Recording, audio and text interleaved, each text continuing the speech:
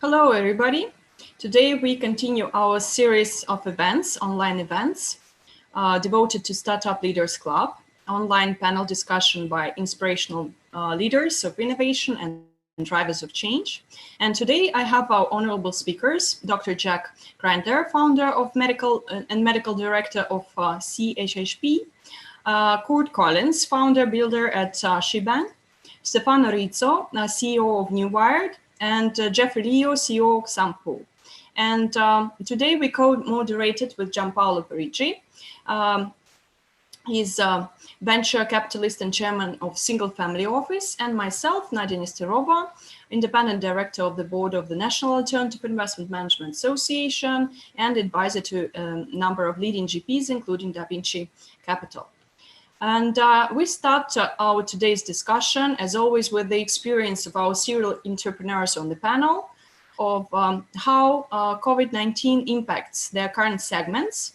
And we start with a brief introduction of theirs. Stefano, could you please join? Hi, Nadia. Thanks for inviting me in this discussion. Thank you. So I'm the CEO in New Wired, and New Wired is a software company. We provide technology to onboard users into digital tools. So actually, a new way of training people in using digital applications. Okay. Do you feel any impact in your segment of the current situation, crisis 2020 or COVID-19? As you can imagine, as everybody knows, we were already in the trend of digital transformation. So we were moving most of the activities on the digital world over digital technologies.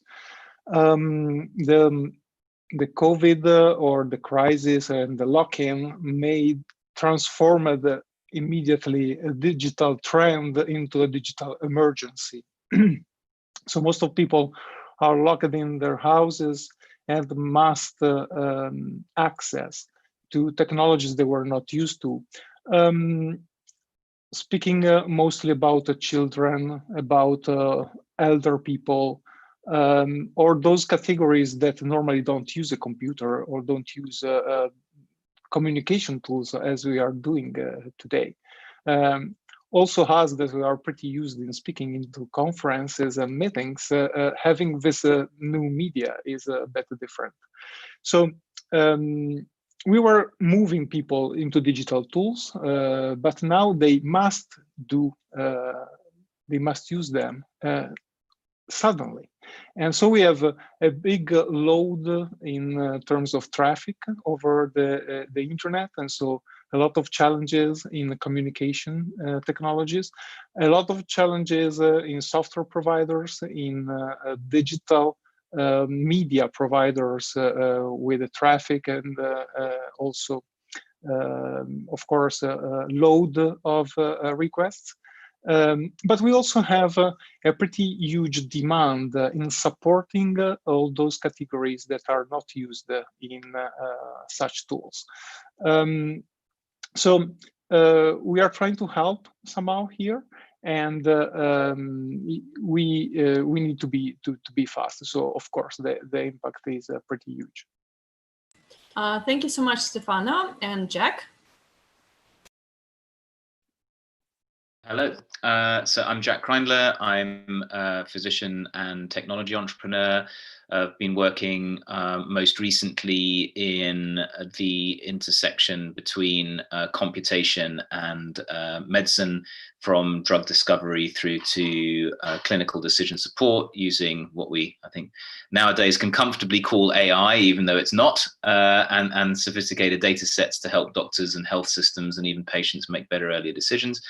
I've been involved very, very heavily with the UK government and its overall technology strategies to reducing the spread of COVID-19 and building decision support systems that can help us make policy decisions around exit. Thank you so much, Jack. And Kurt, would you share something? Thanks again for having me. My name is Kurt Collins. I'm the CEO and founding builder of an organization called Shebang. We are currently working on creating infrastructure for nonprofits and international NGOs to properly track their impact. As you can imagine, this is a particularly important time for tracking impact since we're going to have to know how well we're doing and hopefully climbing back out of this hole that the world now finds itself in. So we are a technology company trying to find ways and solutions for social impact organizations to succeed. Thank you so much, Kurt. And Jeff? Oh, hey, good evening, guys. My name is Jeffrey, and I run a company called Xanpool, Xanpool. We are a payment processor that processes Southeast Asian currencies and also cryptocurrencies. So that is our primary business. As for what COVID did to our business, it did impact us, but it's not the virus itself that is affecting it. It's the ripple effects that the virus has on the financial markets and also cryptocurrency markets that is affecting us. So because of this, there's a lot of volatility in the markets. And during times like this, that is when volumes in the markets tend to be higher. So that is from our perspective, how we are affected by COVID-19 so far. As for working with staff, our company was always quite, I would say, distributed across the world. So that didn't impact us that much. So thank you for your time. And I'm looking forward to chatting with you guys. Thank you, Jeff. And I introduce you my co-moderator, Gianpaolo Parigi. As I mentioned, he's a venture capitalist and chair of Single Family Office. Gianpaolo? Yes, hello everyone. This is Gianpaolo Parigi, venture capitalist, chairman of Single Family Offices. Single Family Office. We primarily invest in maritime infrastructure, energy, healthcare, technology, and we operate globally and also assist companies in raising capital, both debt and equity. Nadia, thank you. Back to you. What do you think about the current environment? And maybe there is a question you would like to address to our today's panelists. Well, you know, one thing that comes to mind this week is the fact that the United States have decided to discontinue their support of the World Health Organization. And I know that some of you have a medical background, and I'd be very happy to hear, how do you read this decision unilaterally by the United States to tackle this, and what do you think this could provoke on the rest of the G20 nations in terms of behavior? I don't know, Jack, if you want to elaborate first on this topic. Well, that's a mighty big question to be asked first. One of the things which I think, if you're talking about sort of global and international questions here, something which I think we need to very, very rapidly recognize is that there is no such thing as recovery at an individual.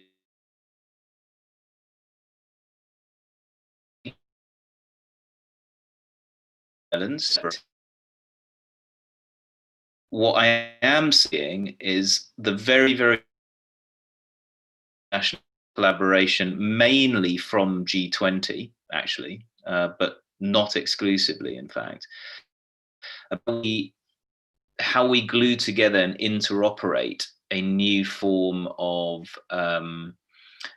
assurance that the people traveling from one place to another are going to be of a certain degree of, have a certain amount of trace history, contact history, and so on. It's a profoundly difficult problem, as top-down governments are responsible for creating pieces of critical national infrastructure. But for the first time, I think we need to create a piece of critical international infrastructure in order for us to truly overcome some of the challenges that we are going to face. Whether it's G20 or G everyone, I think is another question. But that is something which I'm very excited that the conversation has began. Thank you very much, Jack and Stefano. Yes, I have a comment on this.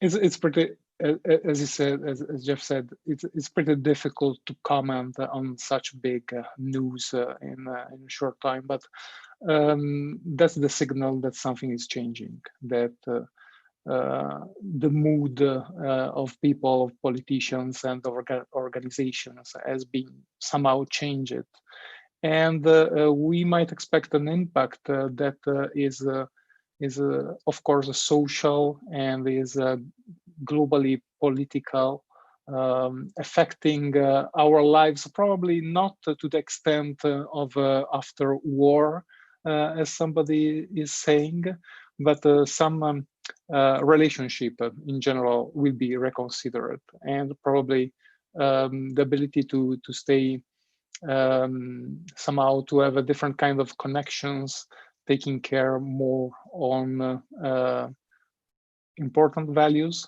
and reconsidering all the relationships, both globally and business to employees, and teachers to students. That's what we need to keep in mind. So we will have new models in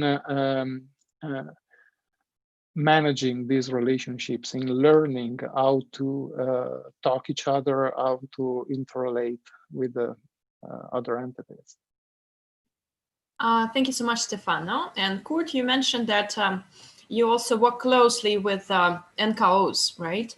And now helping a lot of them to track their real impact.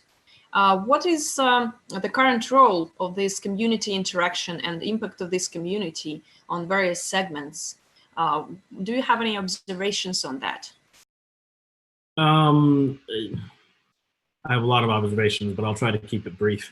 One of the first things we noticed was that a lot of the organizations, and the WHO is a perfect example of it, a lot of the organizations are going through funding crises at the moment because their funders are drying up due to the economic climate globally. So that was one of the first things that happened. So their programs specifically that honestly that we were helping them track, their programs are now starting to dry up because they're not sure if they'll continue funding these either for the short or medium term. So that's one of the first things we noticed.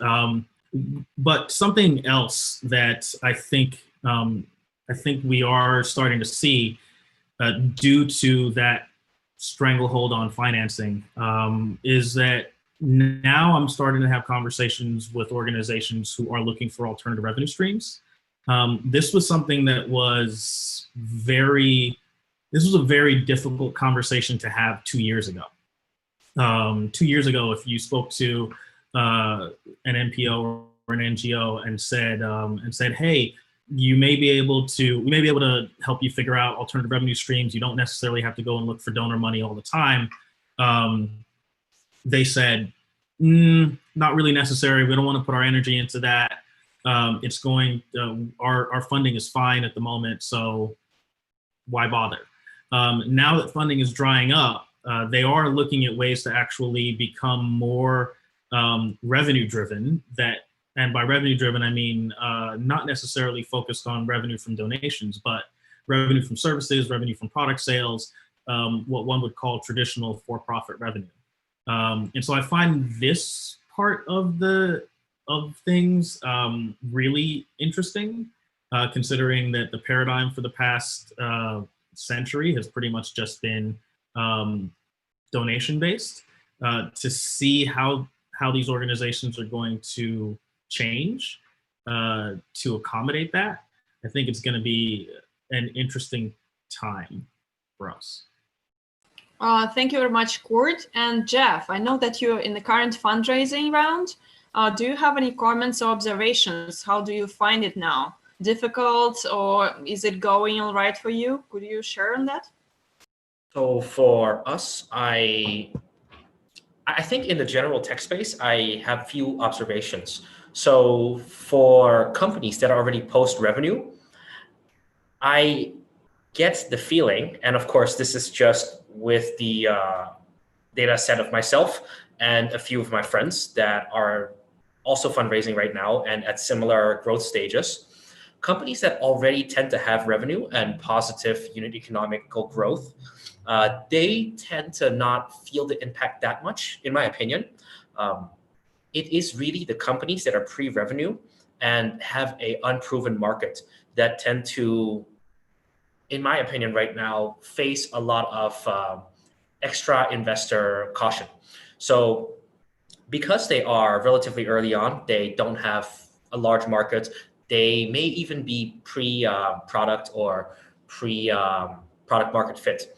So from that perspective, I believe that investors will be less risk-taking in those areas. Whereas if a company has healthy cash flow, that I believe that actually makes it more attractive right now because of the lower amount of interest in the pre-product market fit kind of companies. I hope that makes sense.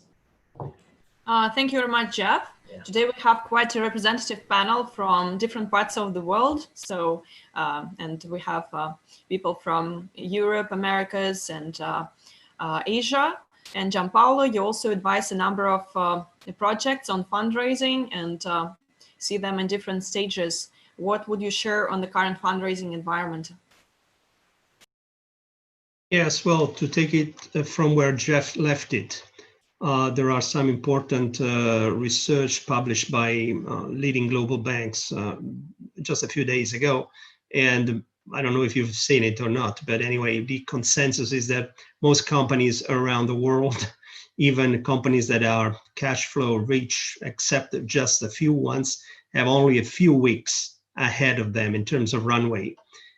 So the situation is pretty critical because cash is king. You know, you may have assets, you may have a patrimony, a substantial net worth, but it's your financial position which will ultimately determine whether or not you stand on your legs. And so the market is in a moment of reconfiguration, and of course there's companies that were already in, say, in manufacturing 4.0, industry 2.0, whatever you want to call it, you know, half overhauled or nearly overhauled, for sure have lesser problems than companies that have been resting a little bit too long on their laurels, and now they have to really completely change strategy and also have to invest in a moment in which, you know, revenues are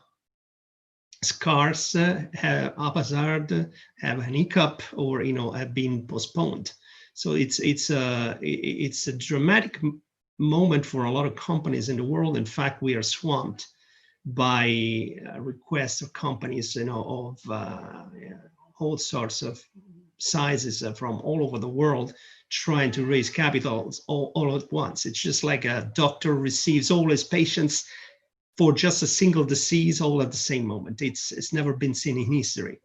And of course, there will be a natural funnel that will probably be triggered by this state of affairs, and the companies will have to stand in line over a certain period. But I wanted to go back to what Jack said a few minutes ago regarding the potential opportunity that we have in this moment, and this is in the healthcare business, but again, it can be used as a proxy also for other sectors, to create a meta platform of data that have to be shared, because otherwise people will have really troubles starting their activities on a normal basis, you know, especially people like yours truly, I'm an international traveler. And of course, how do you reconcile the fact that maybe in my home country, I will be monitored, but when I'm going to another country, maybe this monitoring process is different or is not in place altogether. Now, Italy, for example, I think is the first country in Europe that is adopting, although on a voluntary basis, the download of an application, which it's top down, like Jack said, coming from the government, but it's been developed by a private software house, Italian and Danish.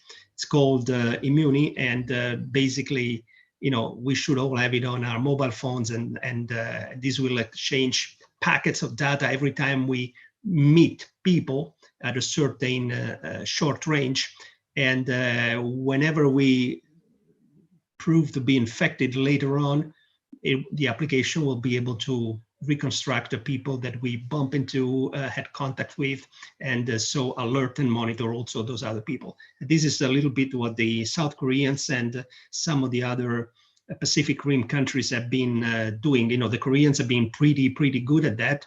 But again, it could be good, and it opens up another Pandora box in terms of control of government, a big government over, of course, the private life of its citizens.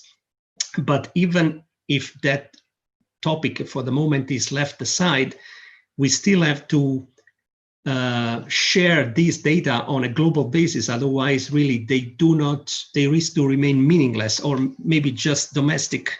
And even in large economies, but domestic doesn't cut it to the chase, because we're all traveling. Business is international. We're here, just a few people, and we're sitting in 4 or 5 different continents. So you can imagine, that this is the world that we have been designing over the last hundreds of years. So no, we cannot go back. So we need to find some solution very quickly. And I would like to hear the panel's opinions on how we can find a common denominator in exchanging this very sensitive information, of course, but without which probably we would have to face very dire times in terms of how we deal with the contagion. I don't know who wants to start. Kurt, Jack, Stefano? Kurt, you have an idea, right? Well, the idea is maybe a strong word, but there are going to be a lot of challenges to putting together some kind of international data sharing effort. Not only, I'm not even going to mention the political ones, but the cultural differences between each country, between the citizens of each country are myriad. As such, the only way that I can think of to do this would be almost a massive open source effort. I'm a fairly trusting individual, but I'm not sure that I trust anybody, any one person, or one with that kind of personal data. Whether it's whether it's the U.S. government or the EU, both of which I'm residents of, it ends up being very tricky for me personally to go down the path of having an entity own that much personal data. However, if there is a massive open source effort where individuals or entities from multiple countries are working together on this, and not only is the code open source, but the data itself is open source but anonymized and protected, we can probably take a lot from the crypto space when thinking about this. So if we start building upon something like that, possible, but it's going to be a while. Thank you very much, Kurt and Stefano. Yes, I have probably 2 comments on what Gianpaolo was saying before. The first one is I'm Italian as well, and he was talking about where investments are going to. And besides being Italian, I've been living in the software industry since 30 years now. and I've seen bubbles different times that were exploding and black swans happening in the finance business. And it's very similar to what's happening now to the football discussions in Italy. You know, we've been making a lot of noise around the football players and around sports, and then the virus came, and all of a sudden we were talking about core principles, core things, health and relationships, education. And it's more or less the same in the finance industry. When these events happen, investments go in the direction of core values of companies having strong fundamentals. And yes, cash is important, right? But also those companies that take care of what's important at a specific time. So that's what we see in the market at this moment. Thank you, Stefano. And Jack, how would you treat this question of big data on private data as well in healthcare? So it's quite a sensitive issue, especially if we take it global-wise.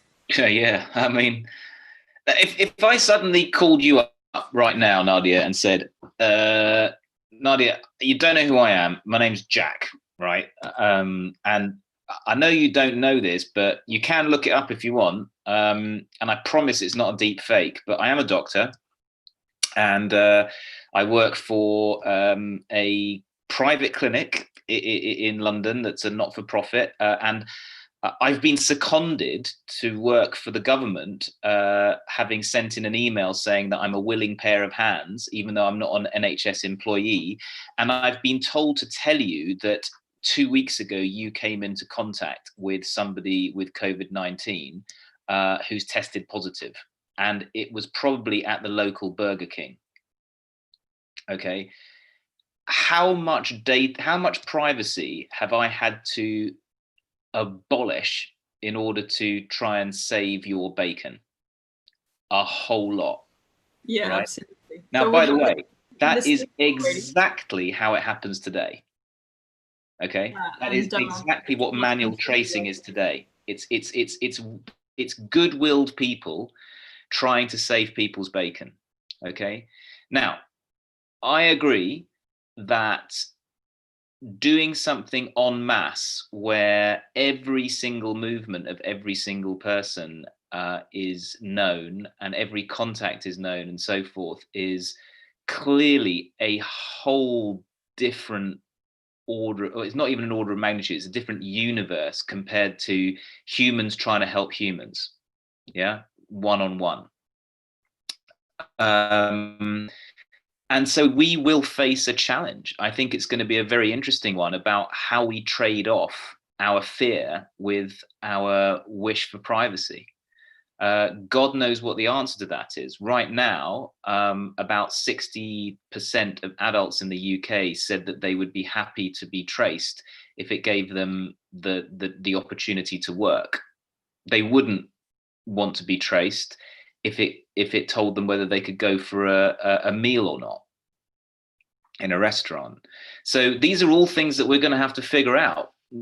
These are going to be big trade-offs. How you actually go about doing this stuff without breaching privacy at some level is hard. It's possible, but it's hard. Is there any room for privacy in the current world? So, Jeff, you work with payments as well. So today we have health and cash as the king. So would you address that? As in somehow my services being able to reduce the spread of COVID. I highly doubt so. We don't have that many users. It's in the low 5 figures. And yes, we do process some online transactions. I do believe that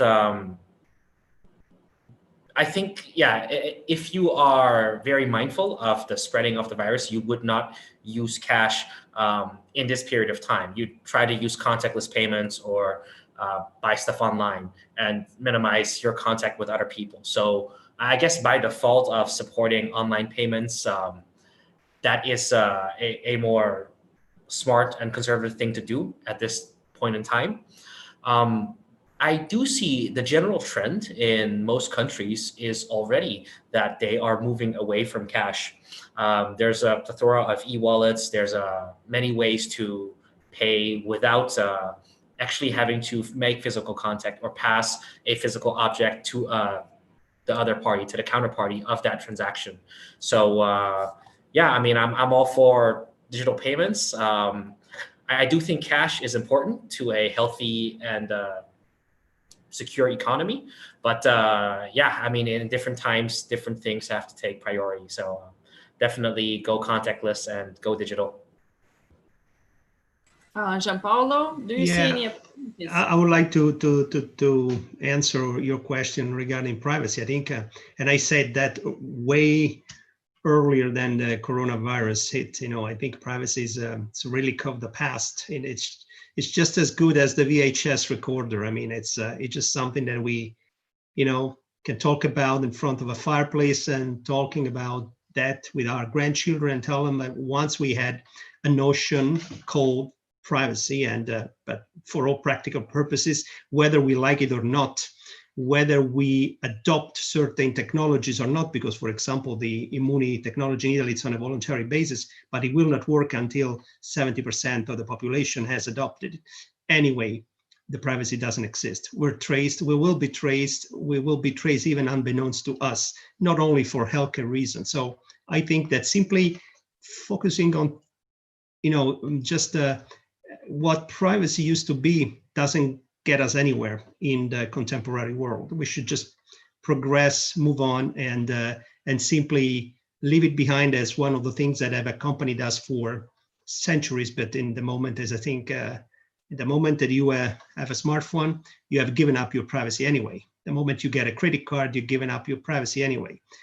There's no law against you getting around without carrying a smartphone, but with phenomena like coronavirus, actually, you nearly be obliged to carry a smartphone because, it's going to be very difficult to do anything because, of course, there's a psychological pressure, a moral suasion that if you don't get traced, then you can't access other things.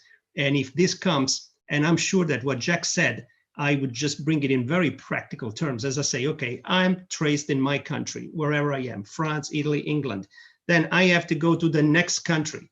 The next country will want to know, and for sure, this will be a question lingering in the global economy for at least 3, 4, 5 years. They will want to know where I come from, what I was doing, whom I met, and I have to give them this information. So you see, where is privacy? Already on the healthcare part of the human life, it's already gone, and this is a very delicate, sticky issue already because it has to do with our health, which is our primary asset. And even in banking, we could talk in another session about that, but it's long gone. So I think that discussing about privacy as a sort of great virtue, great assets that doesn't exist anymore, it just doesn't do any good to anyone. We should deal with the new world, and the new world doesn't include privacy. As simple as this. Thank you, Gianpaolo. And Kurt, you also had a comment.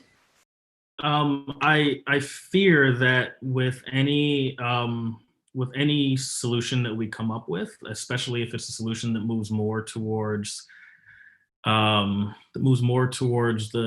technical and distributed payments, and as much as I love all of those ideas as a technologist myself,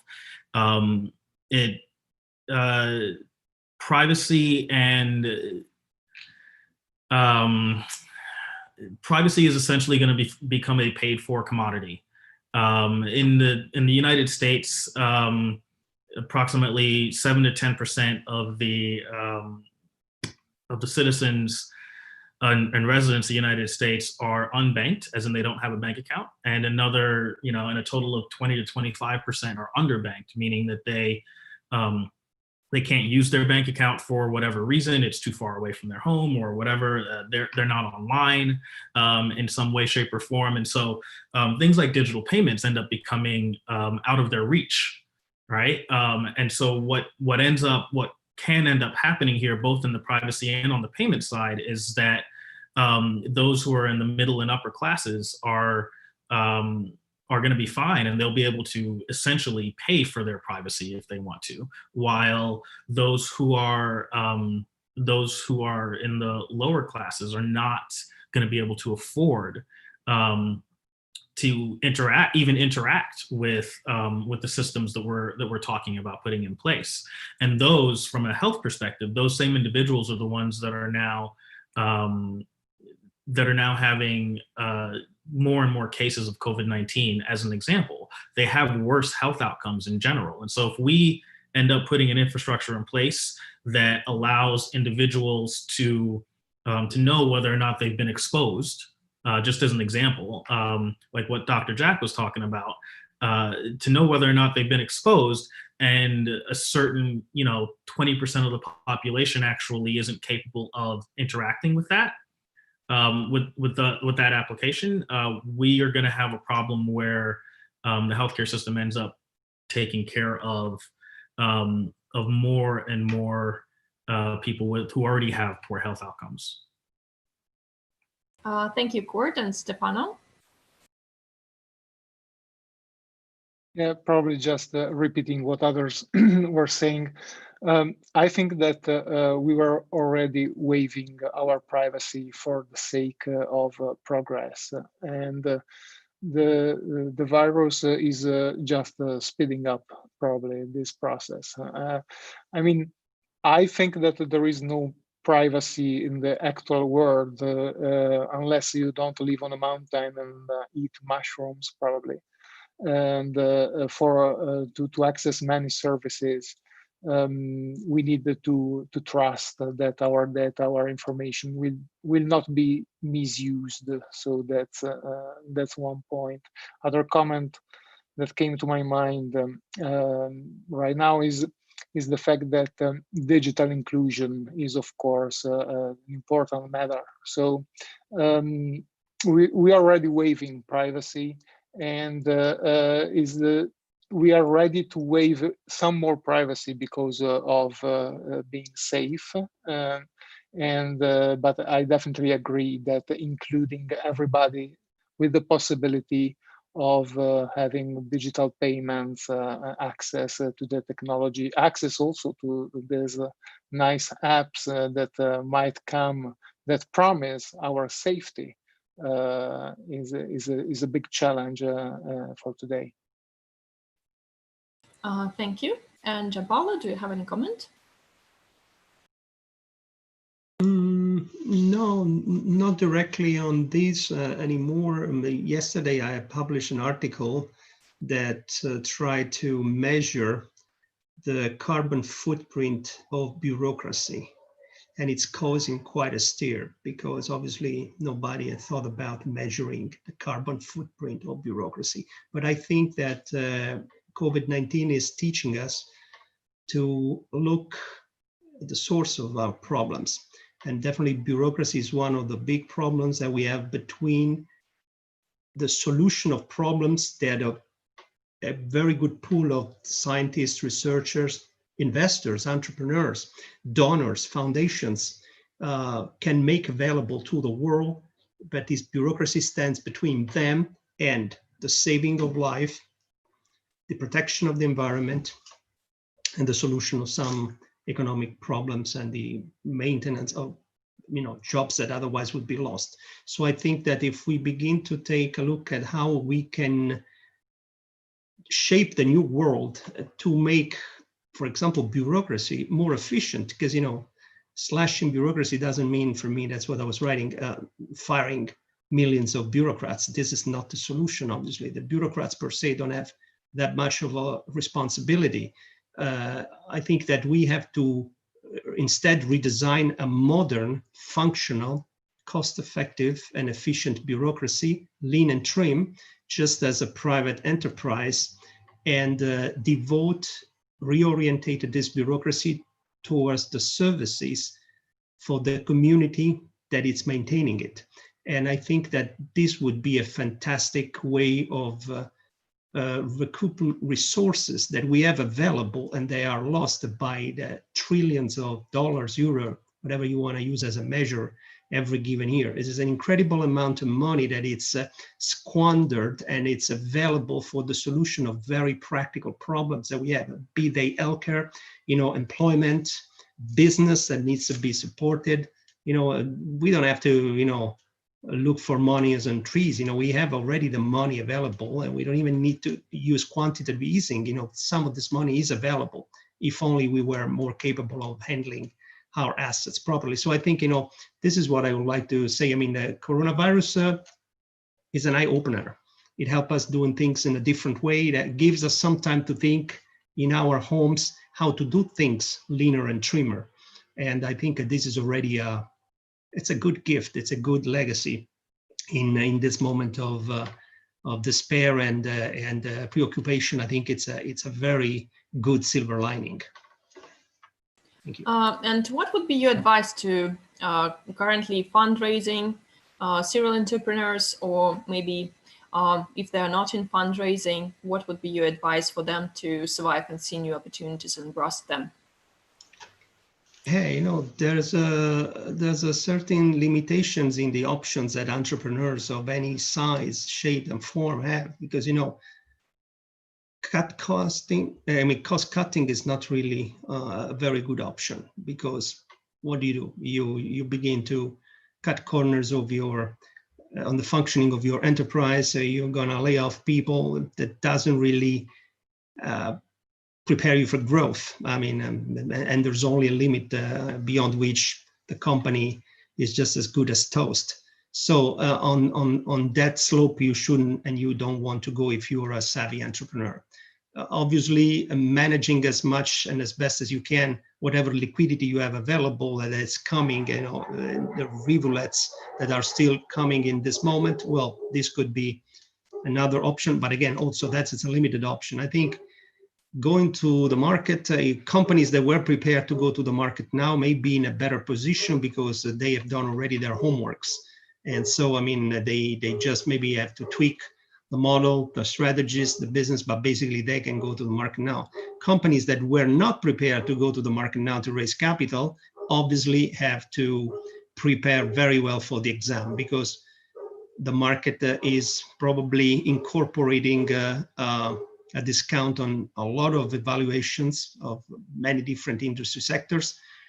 And so this is let's say it's a play that not only vulture investors, but also I would say normal investors in their best interest will try to perform.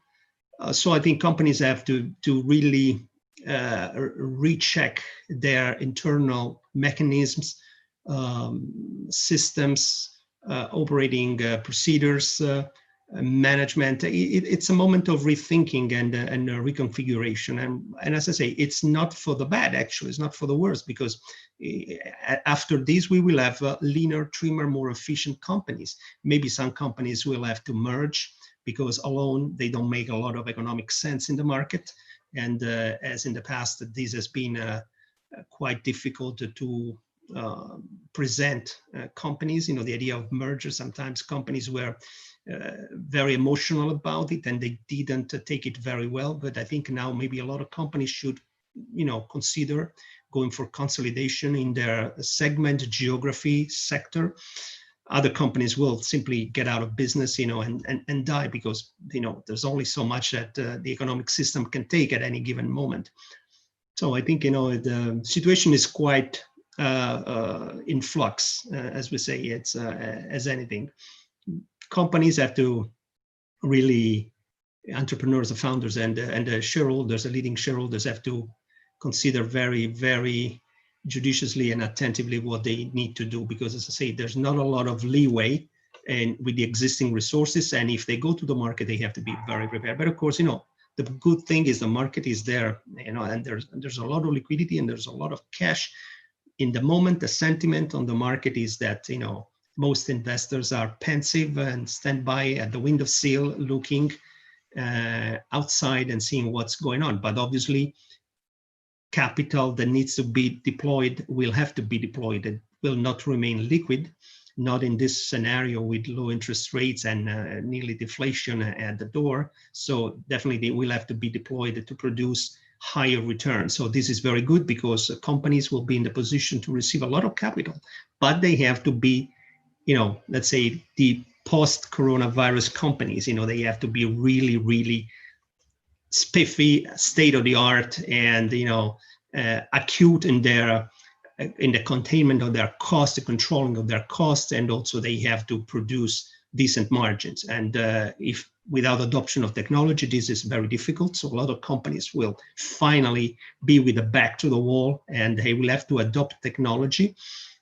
Even a simple thing as smart working, and it's something that has been around for already 10 years, but a lot of companies, it just went on deaf ears. So I think there's a lot of things that were there already, and we decided to neglect, and now we have to adopt them. I mean, some of us that didn't adopt them will have to adopt them. Gianpaolo, do you think we should be bailing out startups? We've just put in a new thing called there's $1 billion fund, match funding for startups right now, which for me is a bit of a double. It's in the UK, which for me is a bit of a double-edged sword. I mean, if you print money, it dilutes the value of money. That we know.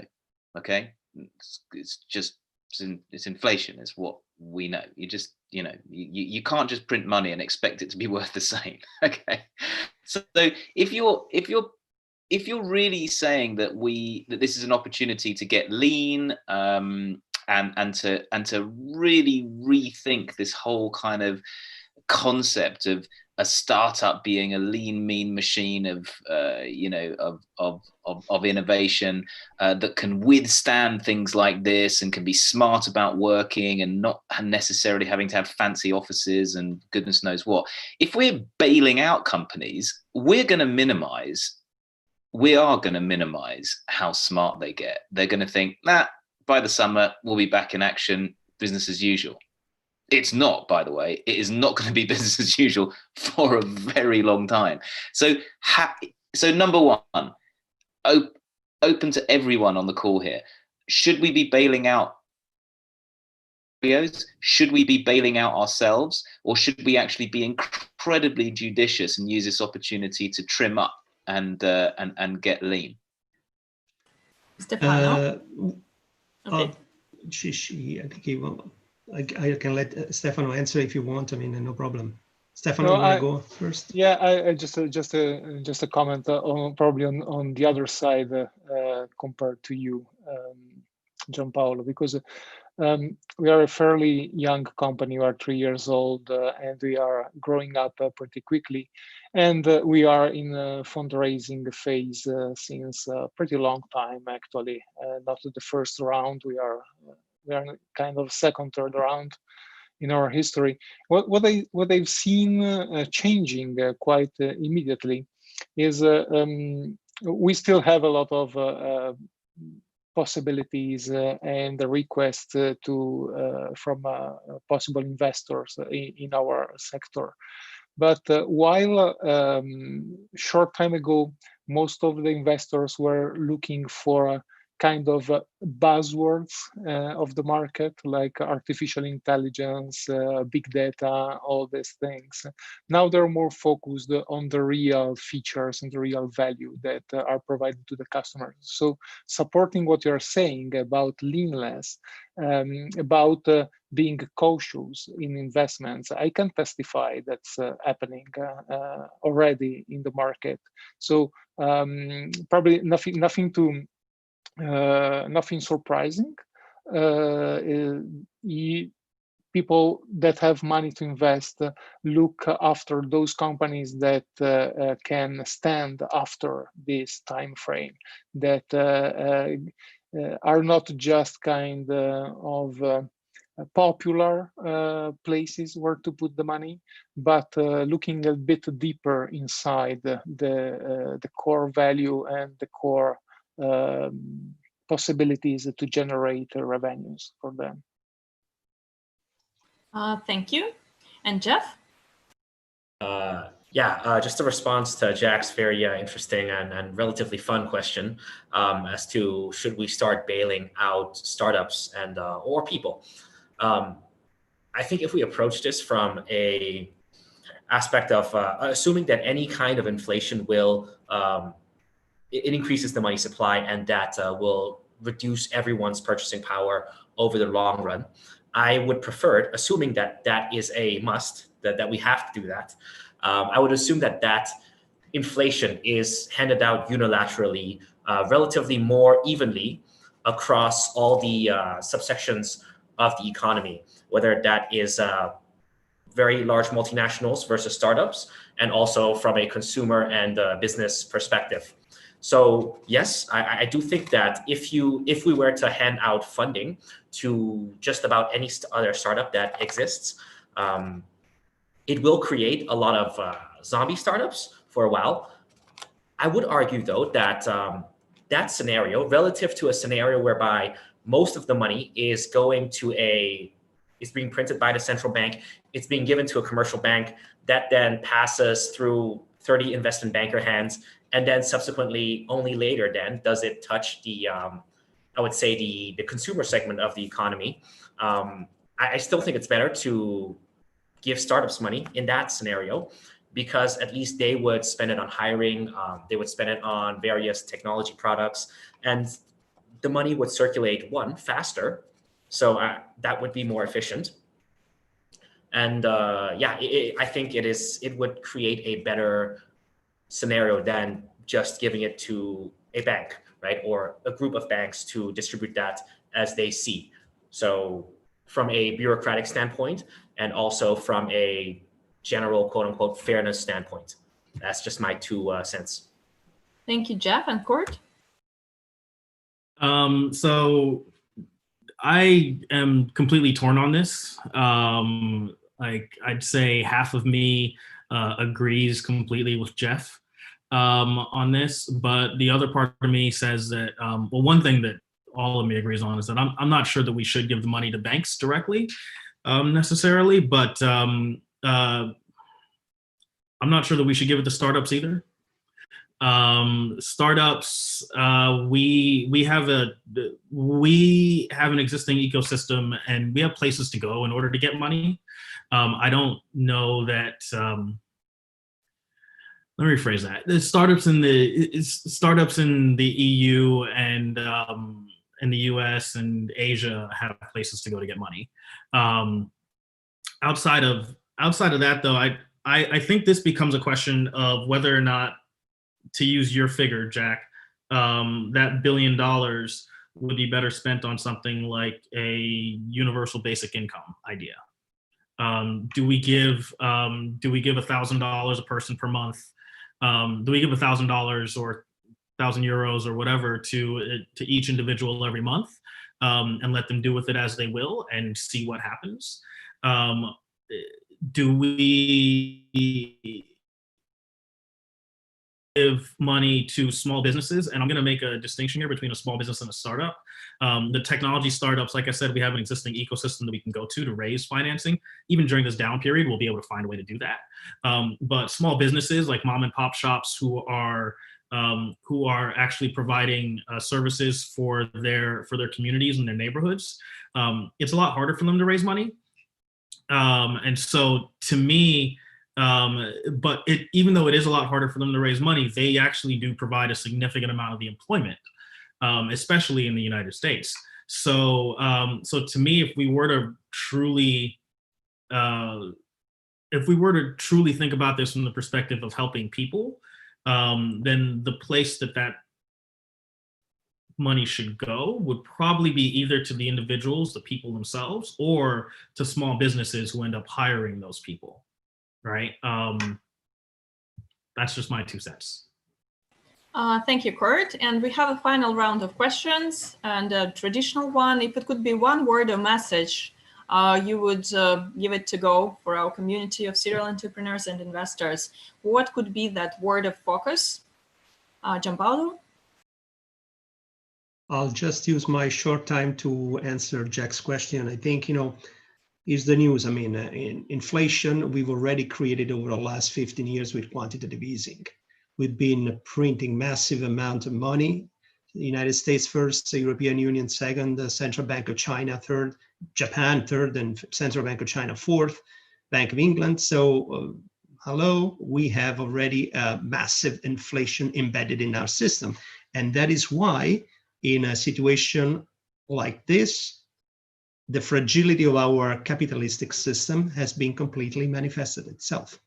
We have discovered all of a sudden in the United States that we have 20 million people out of work, and we were nearly reaching perfect employment. In Europe, even worse, and let's not mention the rest of the world that is suffering. It's just so that was already there, and this is also let's say turn the light on the stage. In terms of bailing companies out, I would just say briefly, yes, because this is really a difficult moment. It's really nearly a force majeure, but it would have to come with strings attached, because otherwise it's just charity. And wherever it has been attempted, even a universal income, we have seen, including in my own country, it doesn't really work. So yes, we'll help you because this is a difficult moment. This should be the only moment in which we should have printed money, actually. But of course, now we will have to do it. We're already doing it. The United States and Europe are already doing it. But it should come with strings attached, because otherwise it's lost. And your word? Just one. And persistence.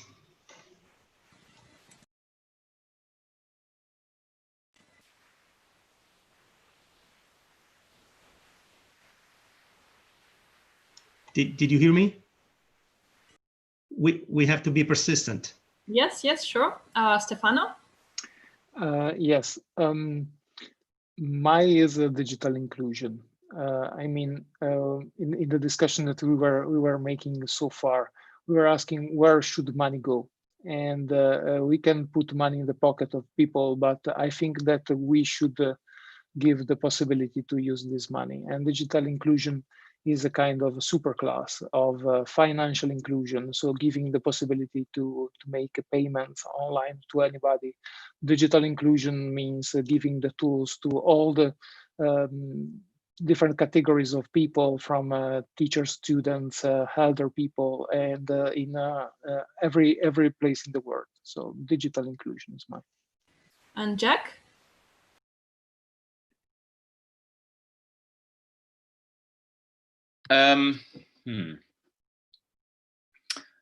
I think that we ought to focus mostly now on how we build a very sensible path, both as individual companies and economies, towards minimizing our own R0, if you like, minimizing our own reproductive value, not of the virus, but actually of the impact of the virus on our companies. I think we should have a little metric for ourselves and track it every day, like we're doing with the number of cases and the number of recovered and the number of deaths. I think we should be doing something very, very similar for ourselves. And so my take home at the moment, and this changes day by day as well, Nadia and others, is that we need to focus on the most important thing right now for our companies is can we survive the impact? And the one word that I've got which relates to that is collaborate. Because I really, really genuinely think that there is help out there from the most unlikely folk, even competitors of your companies are showing goodwill, even VCs who you never thought of before. They're not all out there to try and get a quick deal or just cut people at the roots. There's a lot of goodness going on out there. So collaborate's my one word. Thank you very much, Jack. And Jeff? Okay, my word for this whole situation we're facing right now is survive. So from a personal perspective, if you get the virus, survive, don't die.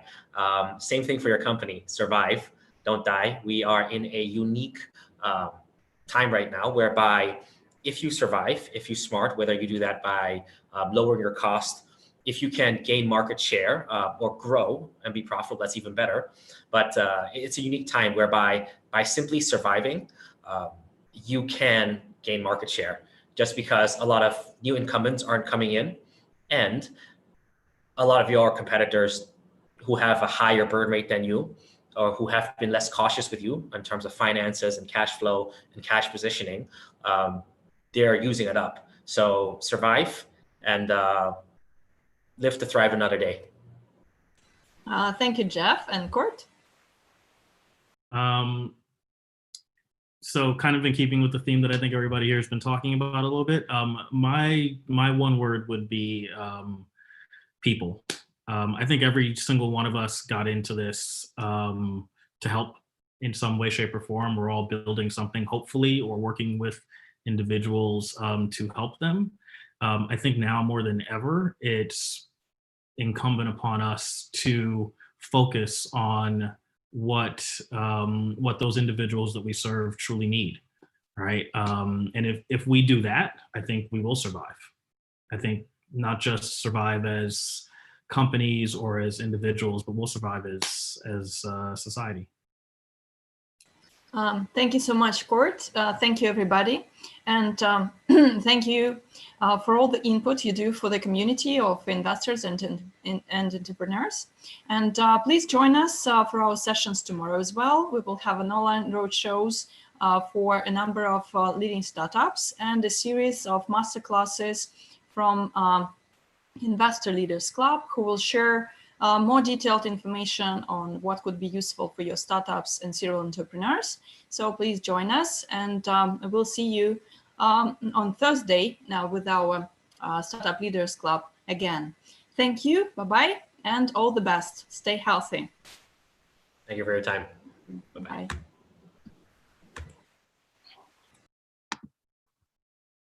Thank you. Thanks, guys.